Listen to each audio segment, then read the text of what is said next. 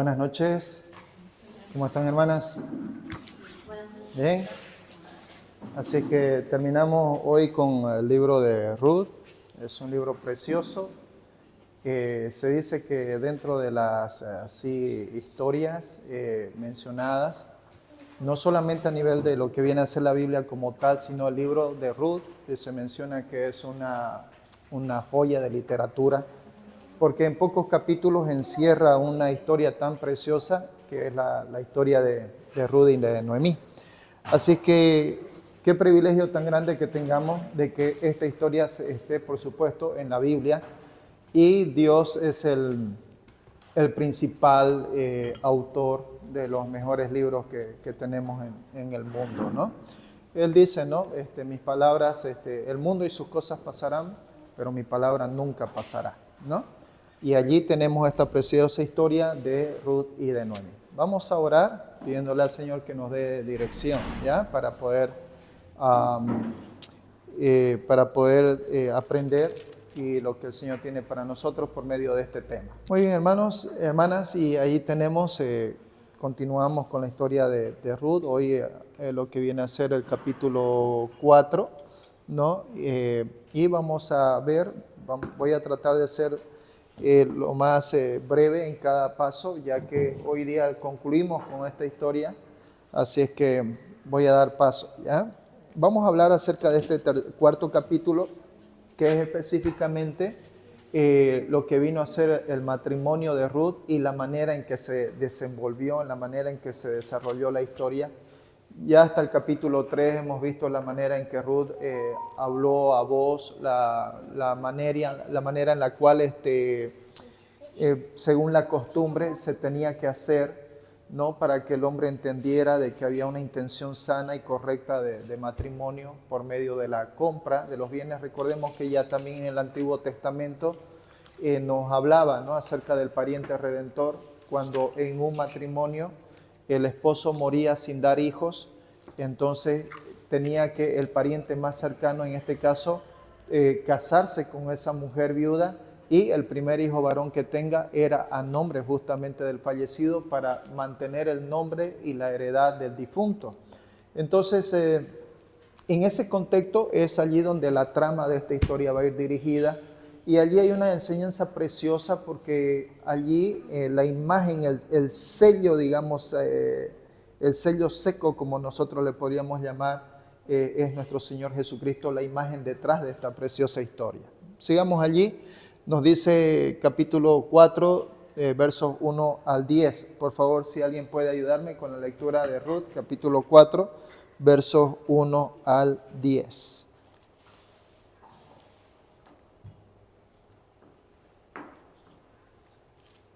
¿Ya lo encontraron?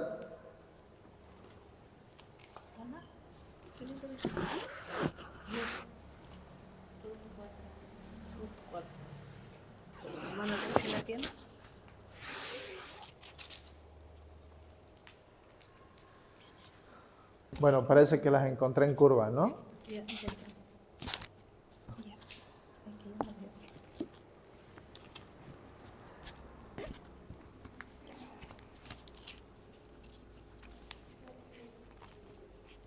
Boaz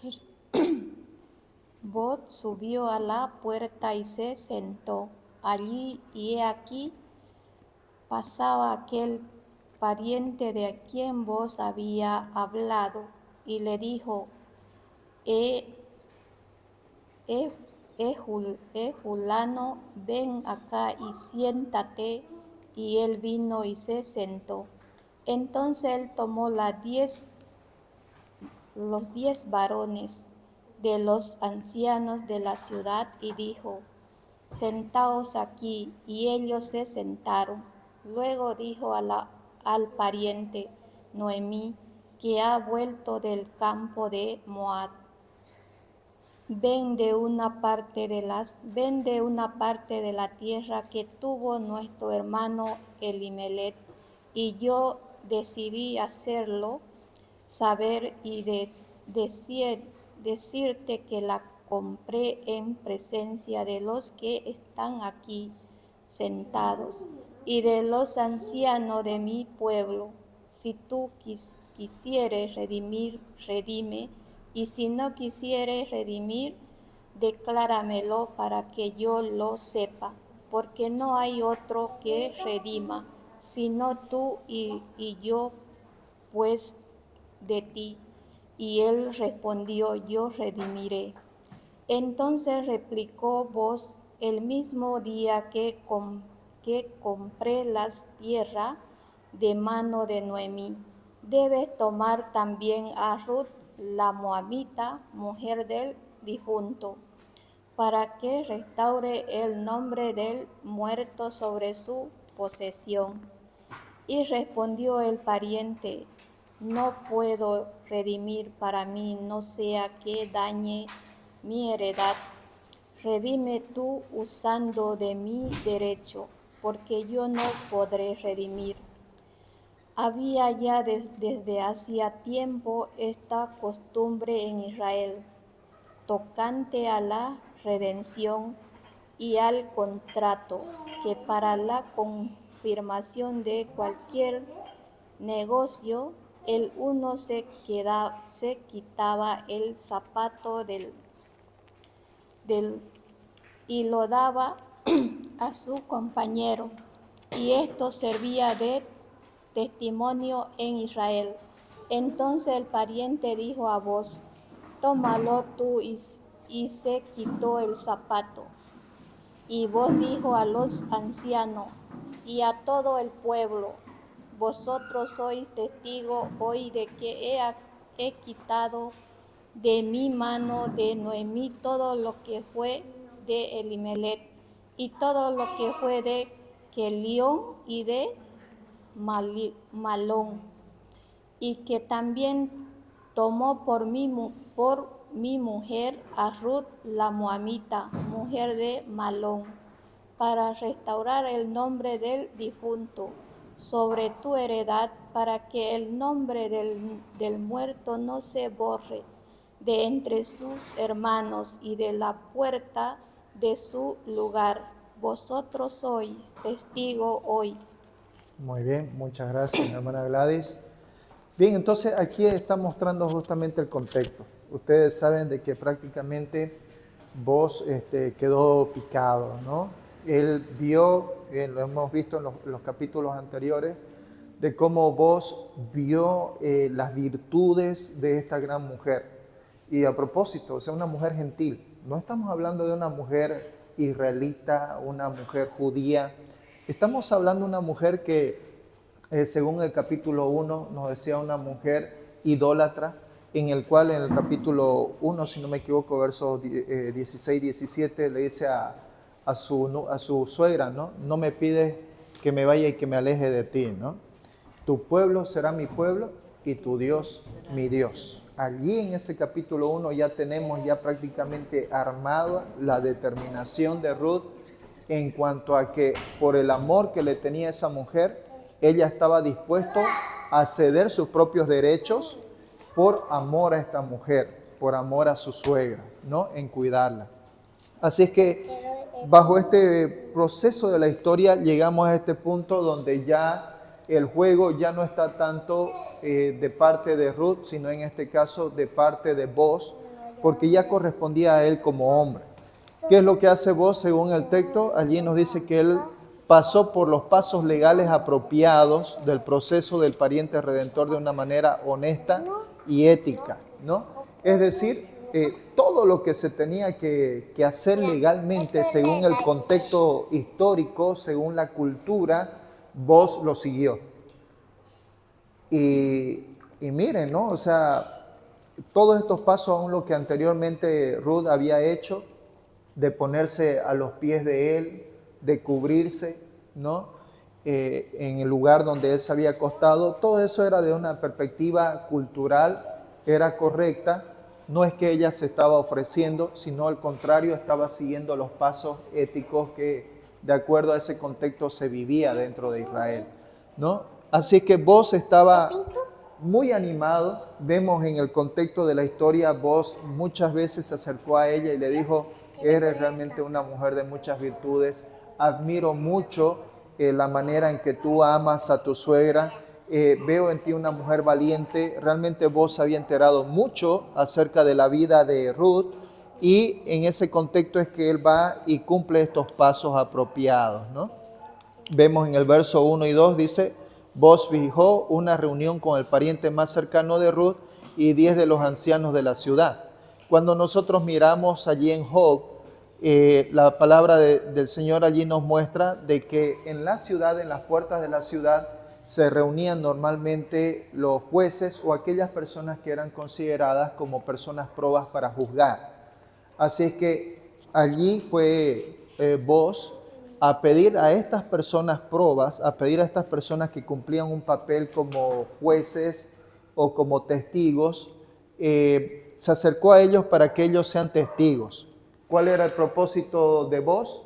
El propósito era reunir a este pariente que dentro de la línea genealógica, antes de Boaz estaba este otro pariente que era más cercano que Boaz, y necesitaba hablar con él específicamente sobre el tema de la compra de la tierra, y en la adquisición de la tierra entraba de lleno también, de cajón, entraba la esposa, ¿no? En este caso Ruth. Así es que los versos 3 al 8 nos muestran esto, ¿no? El pariente más cercano inicialmente estuvo de acuerdo y luego renegó de la redención de las propiedades de Noemí, ¿no? En el capítulo 6 principalmente vemos allí, le dice, compra la tierra, ¿no? Del fallecido, ¿no? Y de sus hijos, ¿no? Si tú compras las tierras, está bien que lo redimas, ¿no? Y le dice, sí, lo voy a hacer, le dice el pariente, ¿no? Y él le dice, está bien, perfecto, pero sabes que tú comprando esa tierra, allí también hay una mujer de por medio, ¿no? Para dar nombre o para continuar la herencia al difunto. Y allí en el verso 6, miren ustedes, vámonos allí al verso 6 del capítulo 4, el hombre le dice, y respondió el pariente, no puedo redimir para mí, no sea que dañe mi heredad, redime tú, ¿no? No puedo redimir, no sea que dañe mi heredad. ¿Qué era lo que estaba queriendo decir este hombre? ¿Qué estaba queriendo decir? Miren ustedes ahí la intención. Este hombre está mirando desde la perspectiva de los bienes y él está consciente de que si él agarraba y en ese comprar esa tierra y tener como mujer a esta mujer moabita, los bienes de sus hijos tendrían que distribuirse en el futuro.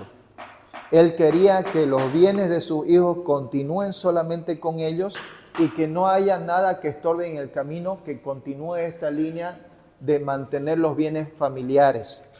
Así que cuando él agarra y le dice, Boaz le dice, al comprar estas tierras tú también tienes que casarte con su mujer, entonces inmediatamente el hombre dice, no puedo dañar mi heredad, ¿no? ¿Qué hay allí? Hay una actitud de egoísmo, ¿no? Hay una actitud inmediata de mirar más el valor de las tierras, el valor de los bienes, antes que el valor importante de las personas como tal, ¿no? Así que esto es lo que nos muestra allí, ¿no? Este pariente más cercano, aunque al principio estuvo de acuerdo, pero luego él, bueno, dice aquí, él renegó, ¿no? De esta redención. Es decir, el hombre no quiso comprar las tierras porque sabía que en su momento esto tendría que hacerse de distribuir las tierras para el difunto que mantenga su heredad, ¿no? En los versos 3 y 4 allí, el pariente más cercano de Noemí y Ruth quería simplemente redimir la tierra, es decir, solamente comprarla, lo cual habría agregado exponencialmente a sus bienes y sus pertenencias. Magnífico, ¿no? Comprar más tierras, llenarme más tierras para mis hijos, perfecto, ¿no? Perfecto. Pero, verso 5, sin embargo, el pariente más cercano oyó que para obtener la tierra tendría que casarse con ella, con la viuda, con Ruth, ¿no?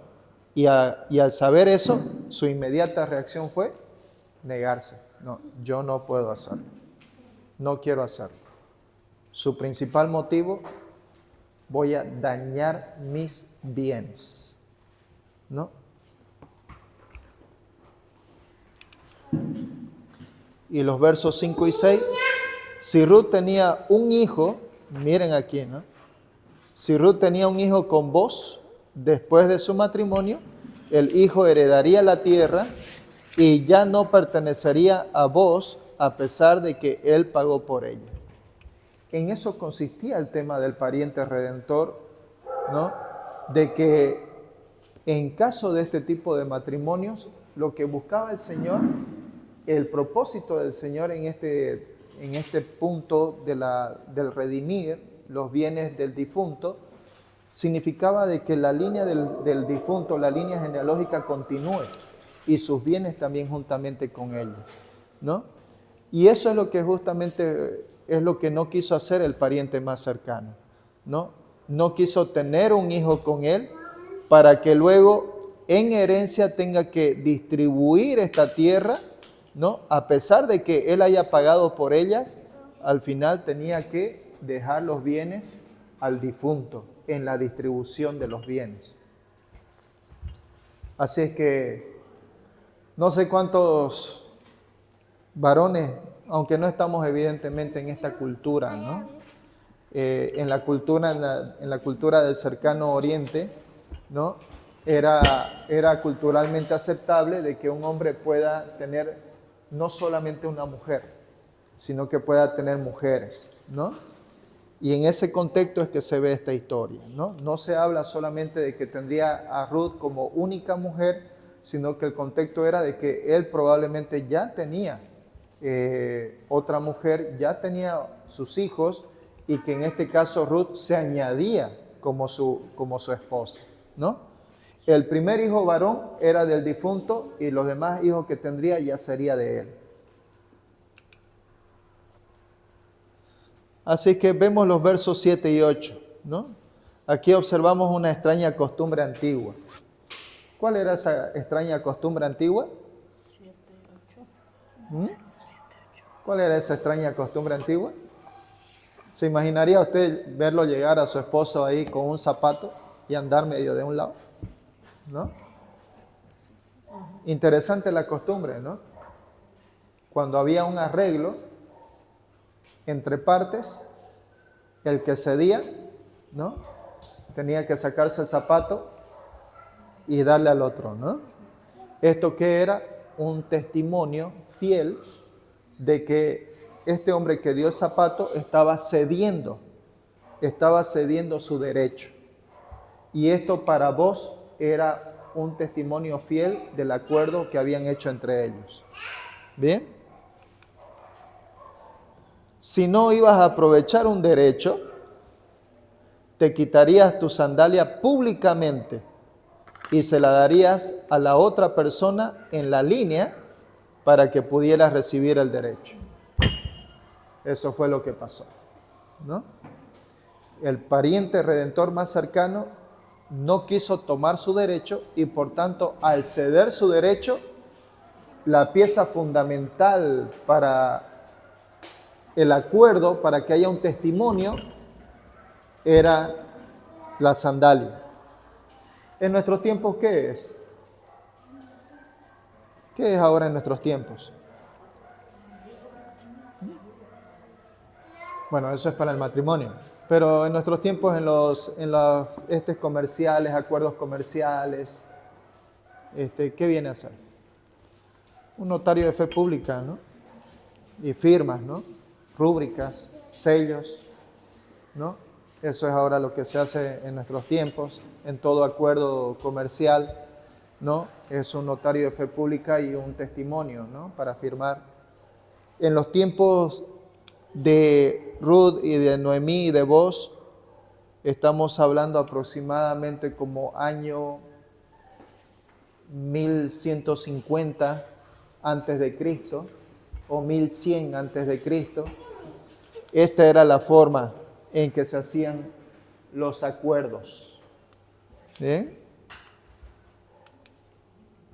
Esto era similar a firmar un acuerdo, ya que aseguraba que no podías cambiar de parecer, ¿no?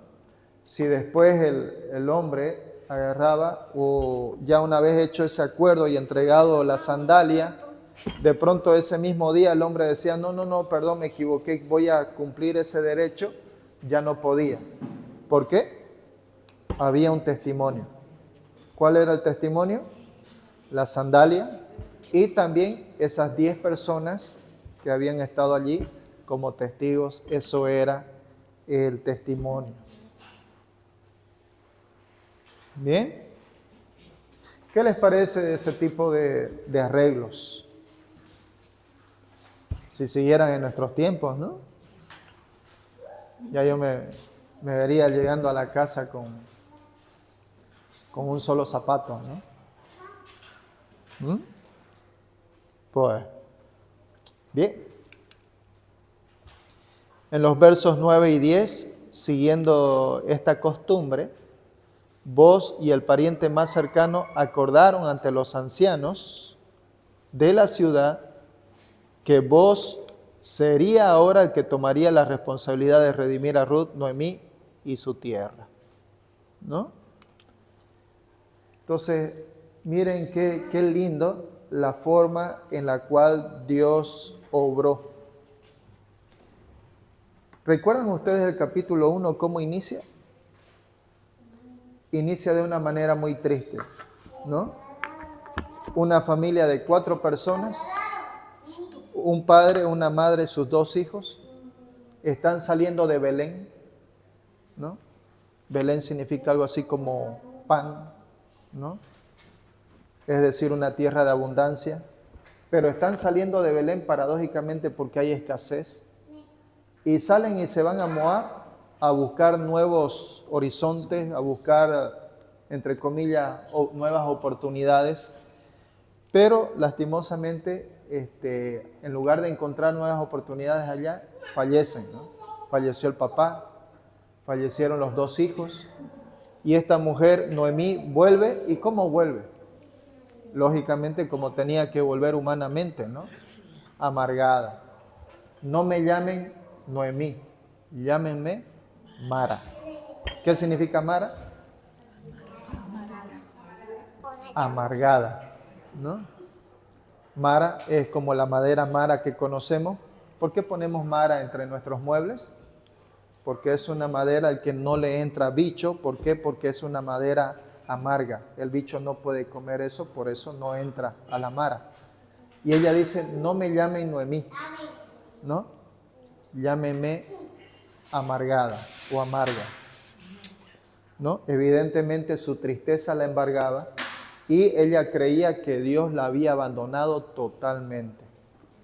Y del capítulo 1 al capítulo 4 vemos cómo Dios cambió radicalmente la vida de ambas, ¿no?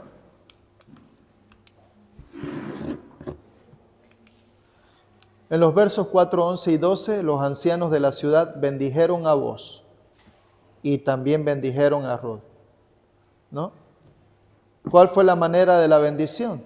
Primero bendijeron a vos y Ruth diciendo, Jehová haga a la mujer que entra en tu casa como Raquel y Lea, ¿no?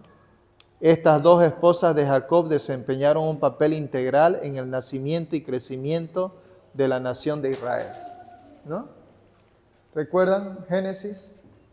¿No? Desde el capítulo 28, si mal no recuerdo, sí, capítulo 28, si no me equivoco, es que sale Jacob, sale de Canaán y se va a la tierra de sus tíos, ¿no? Y es allí donde él ya encuentra mujer.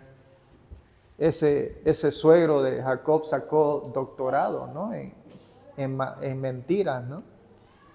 Así es que Jacob enamorado de Raquel, pero ¿a quién le da primero? A Lea, ¿no? Y después tiene que trabajar otros 7 años por Raquel. Trabaja 14 años por ambas, ¿no? Así es que, pero estas 2 mujeres, juntamente con sus siervas, entre todas ellas, entre las 4 mujeres, tienen 12 hijos, ¿no? Sin contar las hijas, porque solo nos habla de una hija, ¿no? Pero tienen 12 hijos varones, ¿no? Así es que, ¿qué les parece? Un marido con 4 mujeres, ¿no? Alguna vez escuché a un hermano nuestro que ni siquiera con su mujer podía, ni siquiera en pensar otra mujer, ¿no? Así es que cuando lo digo eso, me dio mucha gana de reír, ¿no? Pues, así es. Bien. Vemos allí el capítulo 4, verso 12a, ¿no? Su bendición continuó. Sea tu casa como la casa de Fares. El árbol genealógico de Fares se hizo bastante grande.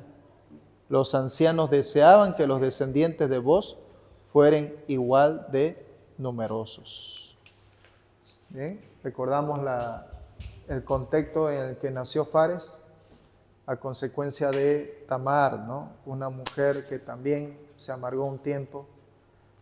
Era Judá, ¿no? Judá era el hombre, tuvo 3 hijos. El menor, el último, era un niño, pero los 2 mayores eran jóvenes. Y se casó con esta mujer, también gentil, ¿no? Sus hijos, tuvo uno, dice malvado el primero, se casó con él. Y él, siendo malvado, Dios le quitó la vida. Entonces, bueno, bajo esta ley que antes no era ley, pero hizo que se case con el segundo hijo a esa mujer, ¿no? A su nuera. Y el segundo hijo no le quiso dar, dice, herencia a su hermano. Así que cada vez que había el momento de la relación, dice que él agarraba y botaba hacia otro lado, ¿no? Así es que Dios se molestó con ese segundo hijo y lo mató, ¿no? Y el tercer hijo, Judá, se agarró la cabeza y dijo, ay, si le doy mi tercer hijo, lo mismo va a pasar. Así que le dijo a Tamar, ve a tu casa, que mi hijo crezca y te lo voy a dar después como esposo. Pero por supuesto no estaba en la cabeza de Judá hacer eso, ¿no? Así es que ella se tuvo que vestir como una mujer prostituta para tener con el suegro, ¿no? Con Judá.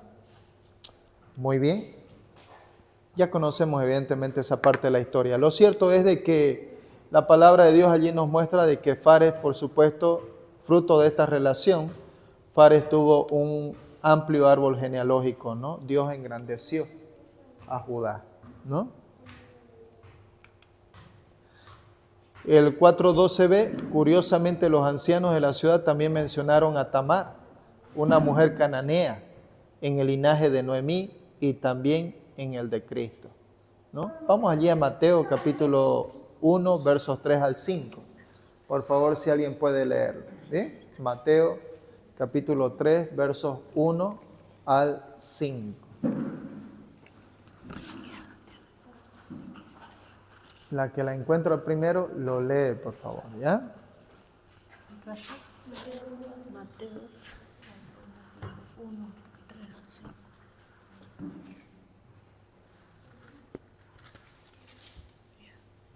Muy bien. ¿Alguien lo encontró?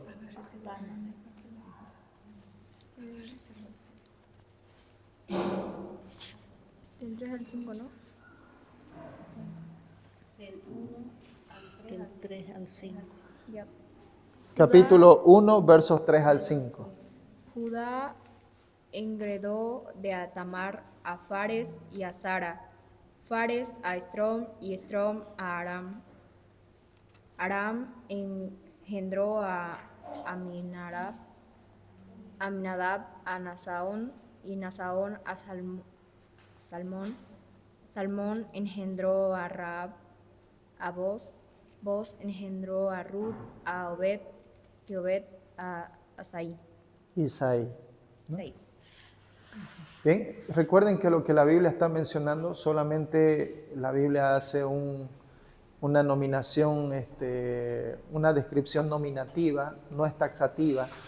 Lo que está queriendo decir es que solamente el Señor mencionó a los que vino a hacer la línea genealógica, pero en realidad no está mencionando a los otros hijos también que tuvieron, ¿no? Pero el árbol genealógico fue grande, ¿no?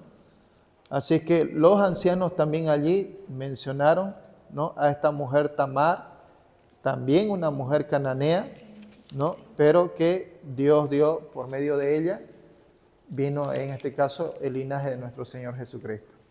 ¿Cuántas mujeres tiene nuestro Señor Jesucristo o cuántas personas gentiles tiene nuestro Señor Jesús en su línea genealógica? Ahí tiene 3, ¿no? Tiene a Tamar, posteriormente tiene a la mujer, a la prostituta, a Rahab, y luego la tiene a Noemí, a Ruth, ¿no? Entonces, nuestro Señor Jesucristo tiene raíces gentiles, ¿no? Pero principalmente la línea genealógica judía del pueblo de Dios.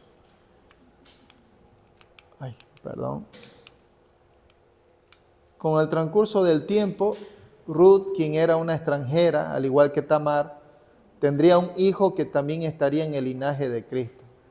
El hijo de Ruth sería el abuelo del futuro rey David, ¿no? Y en consecuencia en la línea familiar del futuro libertador.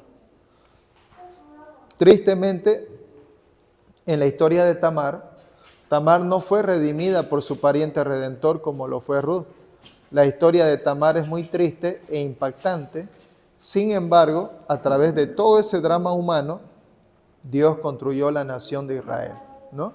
Y lo vemos eso en Génesis capítulo 38, la historia de Tamar. Recordamos, ¿no? La historia de Tamar, ¿no? Una historia, por supuesto, ahí, es como dice la palabra, aún donde abundó el pecado, sobreabundó la gracia, ¿no?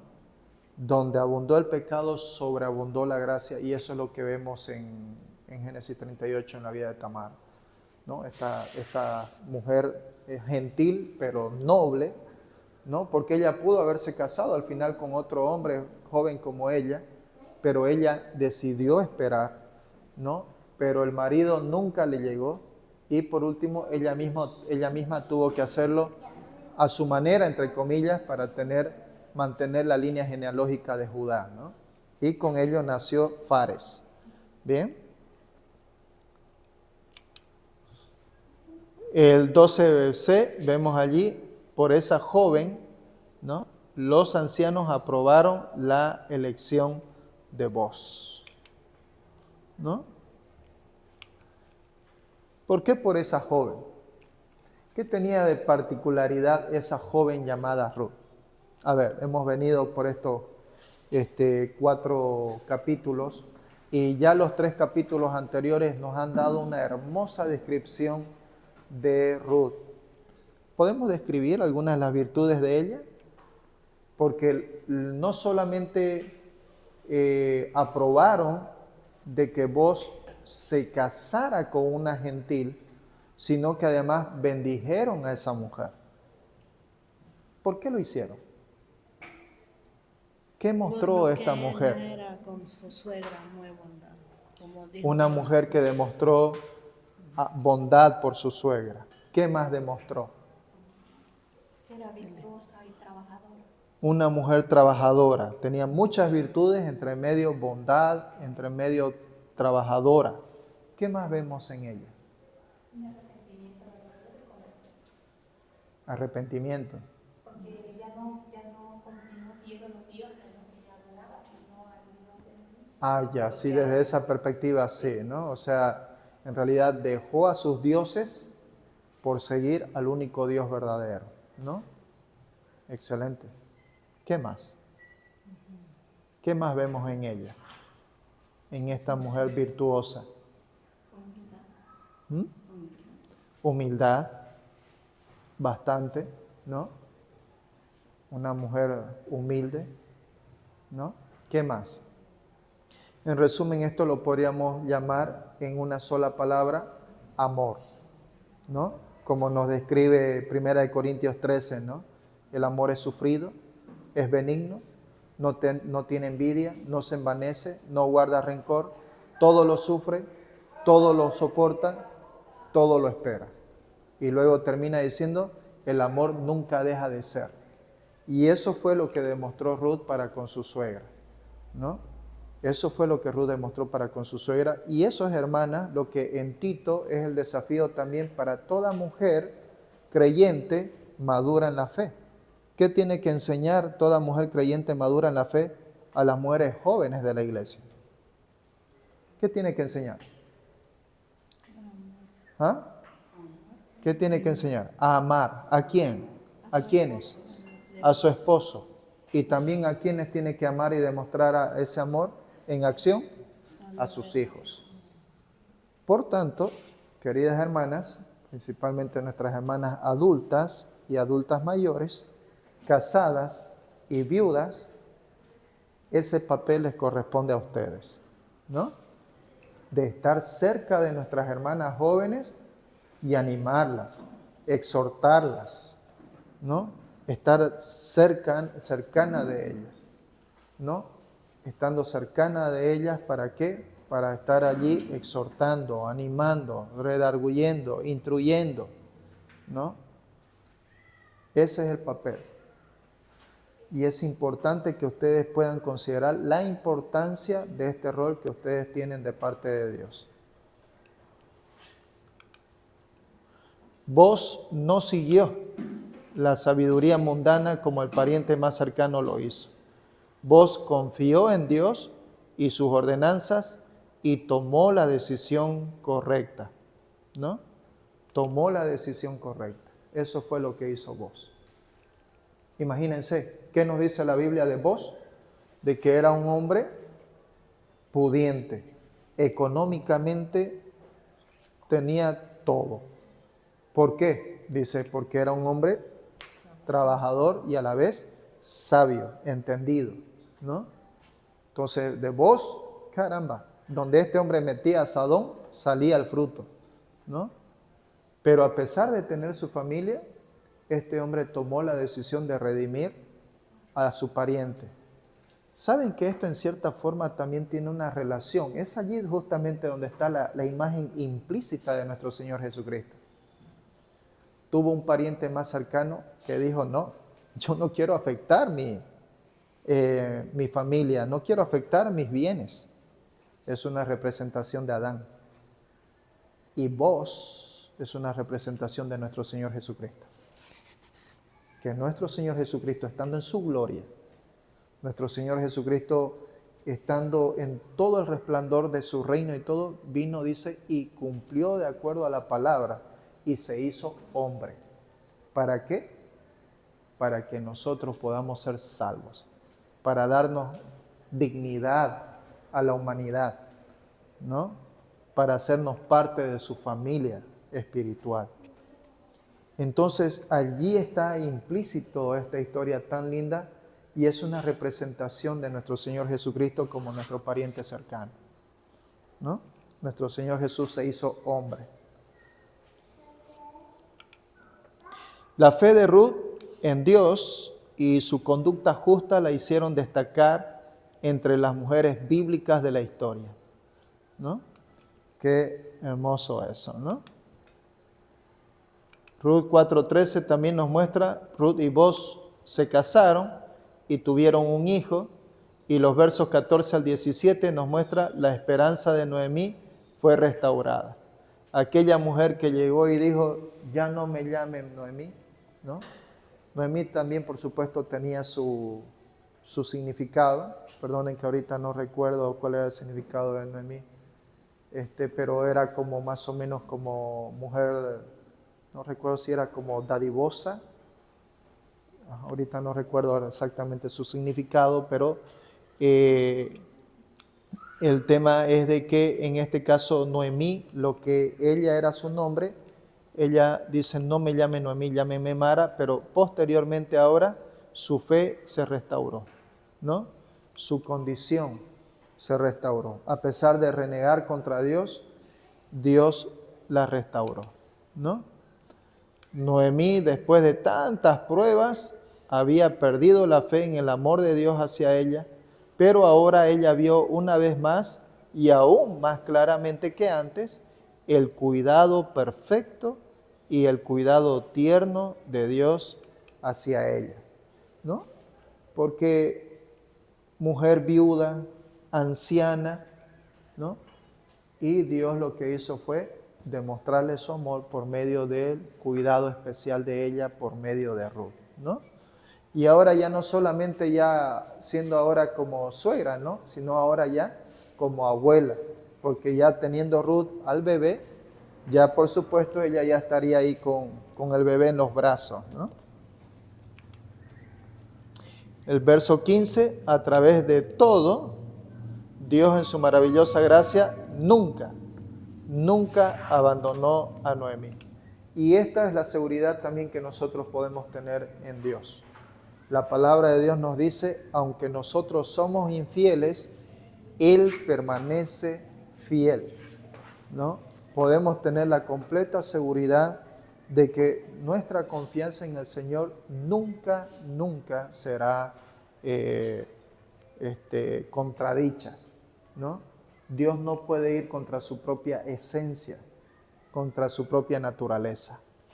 Y eso es lo que vemos con respecto a Noemí. Noemí creyó estar abandonada. Sin embargo, Dios estaba poco a poco atando los hilos para luego darle esto a Noemí.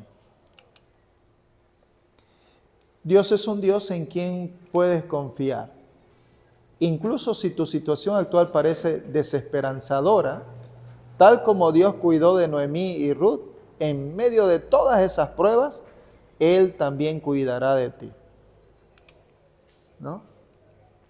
Esta es la confianza que tenemos en Dios, dice, que si pedimos alguna cosa conforme a su voluntad, Él nos oye, ¿no? Y la palabra de Dios nos muestra en todo el desarrollo de la historia, su fidelidad está siempre presente, ¿no? Así que nosotros podemos tomarnos de Él y tener la seguridad de que Él estará siempre allí con nosotros, ¿no? Qué lindas fueron las palabras y también llenas de dolor de nuestro Señor Jesús, cuando llegando allí en Jerusalén y viendo al pueblo allí, llega un momento de congoja y empieza a gritar, ¿no? Jerusalén, Jerusalén, ¿cuántas veces quise tenerte a ti como la gallina tiene a sus polluelos entre sus alas? Pero siempre fuiste, dice, ¿no? Terca, dura, ¿no?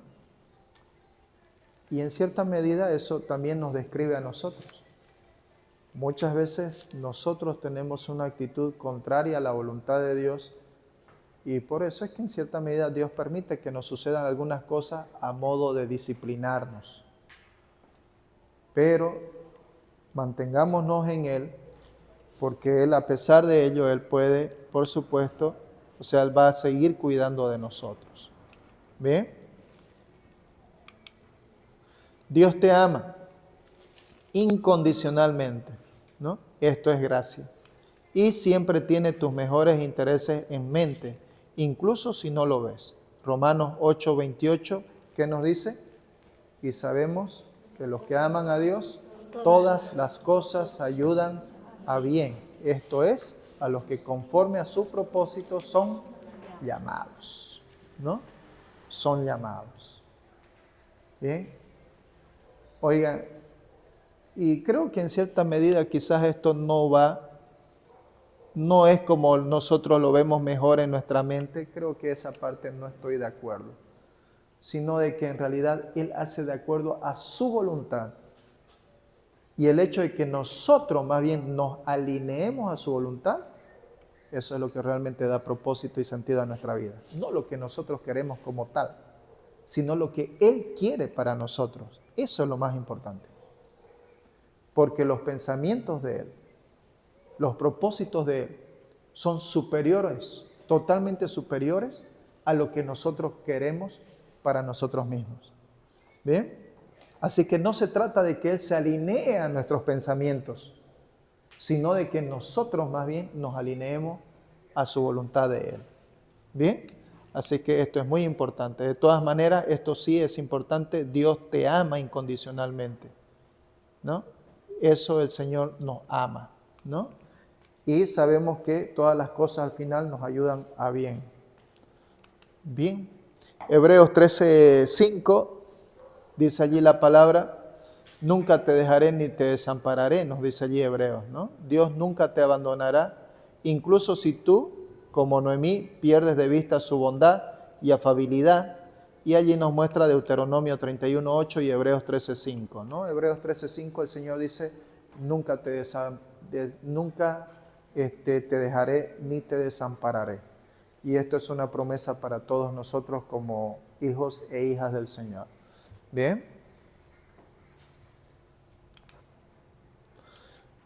Versos 16 y 17. Aunque los hijos y el esposo de Noemí habían muerto, Dios fue capaz de proveerle a Noemí otro hijo a través de Ruth. El nieto de Ruth se convirtió en el heredero de la herencia de Noemí. Esta fue la gracia de Dios en acción. Qué lindo, ¿no? ¿Quién fue el nieto de Ruth? ¿Quién fue el nieto de Ruth?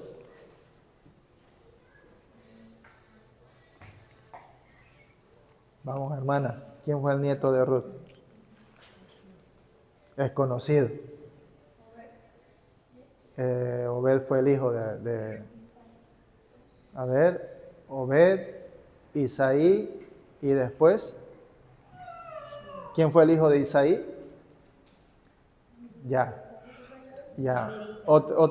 fue un rey. Ya. Está escrito en los Salmos. Vendría a ser bisnieto, ¿no? Sí, bisnieto.